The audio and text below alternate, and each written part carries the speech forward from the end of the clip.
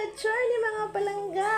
Ngayong araw pag-usapan natin ang 10 malulupit na realidad ng buhay na kadalasang hindi natin napapansin. Una, walang taong tunay. Lahat ay may dalawang mukha. Ang ipinapakita nila sa'yo at ang kailangan mong tuklasin para sa sarili mo. Pangalawa, ang pera ang iginagalang, hindi ang tao. Pangatlo, ang pinakamamahal mo ay siya ring magbibigay sa iyo ng sobrang sakit. Pang-apat, pinahahalagahan mo ang musika kapag masaya ka, pero mas naiintindihan mo ang mga lyrics nito kapag malungkot ka.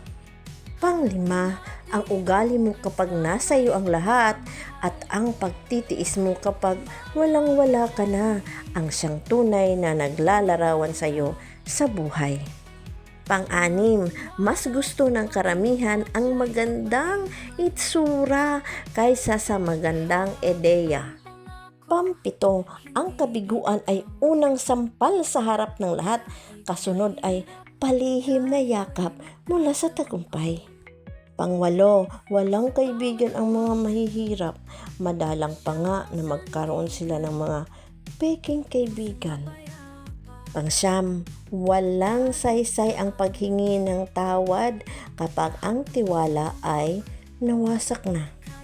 10, kadalasan hindi napapansin ang tunay na ganda dahil ang panlabas na anyo ay panlilin lang na hindi madaling takasan. Mga ka-journey, mga palangga, to God be all the glory. Bye!